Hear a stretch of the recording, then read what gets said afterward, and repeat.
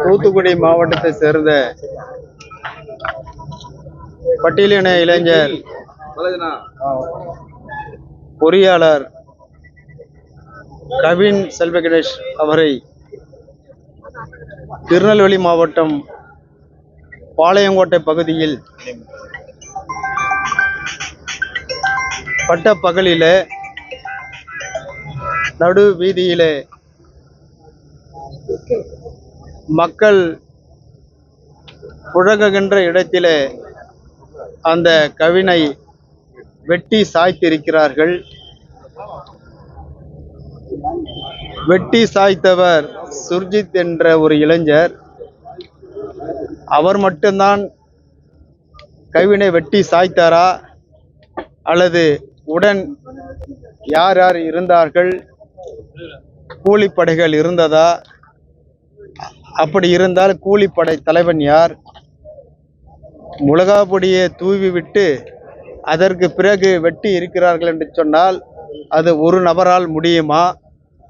இந்த அளவிற்கு மக்கள் புழங்குகின்ற இடத்திலே பட்ட பகலிலே நடக்கிறது என்று சொன்னால் காவல்துறையினுடைய ஒத்துழைப்போடு தான் நடந்தது என்று அங்கே இருக்கின்ற பொதுமக்களும் கவினுடைய பெற்றோர்களும் சொல்லுகிறார்கள். அந்த காவல்துறை மீது, அங்கே இருக்கின்ற காவல்துறை மீது நடவடிக்கை எடுத்தார்களா, என்ன நடவடிக்கை எடுத்தார்கள் என்கின்ற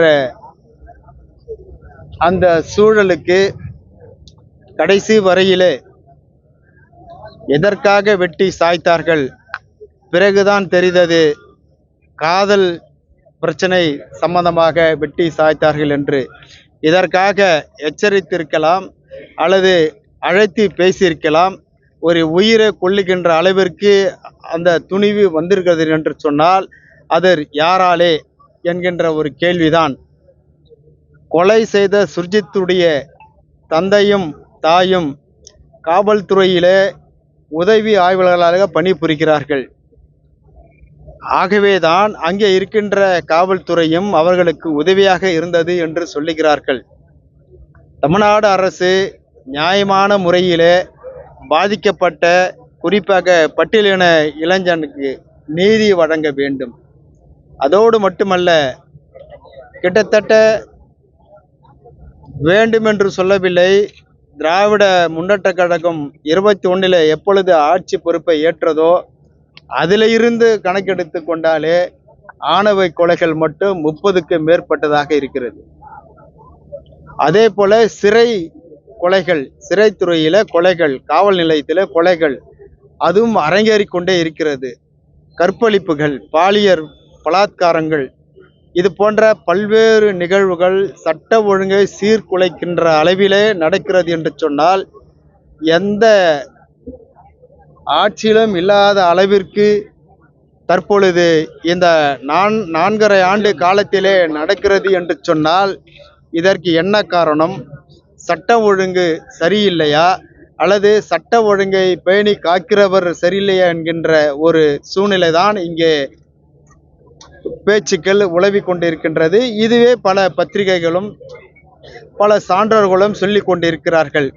ஆகவே மாண்புமிகு முதலமைச்சர் அவர்கள் உடனடியாக இந்த பிரச்சனைக்கு தீர்வு காணுகின்ற வகையில் ஒரு தனி சட்டத்தை இயற்ற வேண்டும். இந்த ஆணவ கொலைகள் இனிமேல் தமிழகத்திலே எதிர்காலத்திலே இது போன்ற ஆணவ கொலைகள் நடக்கக்கூடாது. இது கவினுடைய கொலைதான் கடைசி கொலையாக இருக்க வேண்டும். ஆகவே சட்டமன்றத்தை கூட்டி உடனடியாக இந்த தனி சட்டத்தை, ஆணவ படுகொலைகளை தடுக்கின்ற வகையில் தனி சட்டத்தை இயற்ற வேண்டும் என்று புரட்சி பாரதம் இன்றைக்கு தமிழ்நாடு முழுக்க இருக்கின்ற ஒவ்வொரு மாவட்ட தலைநகரங்களிலும் இன்றைக்கு இந்த அரசினுடைய கவனத்தை ஈர்க்கின்ற வகையில் கவன ஈர்ப்பு ஆர்ப்பாட்டம் நடைபெற்று கொண்டிருக்கின்றது. இந்த திருவள்ளூர் மாவட்டத்திலே நான் பங்கெடுத்திருக்கின்றேன். இதேபோல் கட்சியினுடைய தலைமை நிர்வாகிகள் ஒவ்வொரு மாவட்டத்திலும் தலைமையேற்று அங்கே இந்த போராட்டத்தை நடத்தி கொண்டிருக்கிறார்கள்.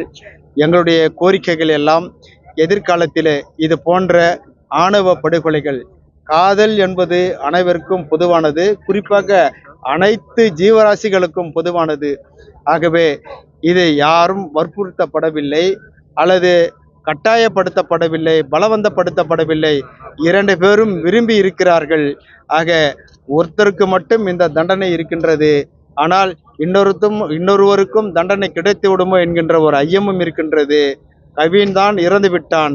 ஆக அந்த சகோதரி சுபாஷினுடைய உயிரையாவது காப்பாற்ற வேண்டும் என்று நாங்கள் இங்கே கோரிக்கை வைக்கின்றோம். ஆகவே சுபாஷினுடைய குடும்பமும் சுபாஷினுடைய சகோதரர் சுர்ஜித்தும் கண்டிப்பாக இதில் பின்னணியில் யார் இருக்கிறார்கள் என்பதை காவல்துறை நன்கு ஆராய வேண்டும், ஆய்வு செய்ய வேண்டும். அதில் யாரெல்லாம் சம்பந்தப்பட்டிருக்கிறார்களோ அத்தனை பேர்களுக்கும் தண்டனை வழங்க வேண்டும் என்று இந்த நேரத்தில் நாங்கள் தெரிவித்துக் கொண்டு இந்த அரசினுடைய கவனத்தை ஈர்க்கின்ற வகையில் எங்களுடைய ஆர்ப்பாட்டத்தை நாங்கள் நடத்துகின்றோம். செய்திகளை உடனுக்குடன் தெரிந்து கொள்ள கீழ்கண்ட கேபிள் மற்றும் டிடிஹெச் நெட்வொர்க்குகளில் எம்நாடு செய்தி தொலைக்காட்சியை காணுங்கள்.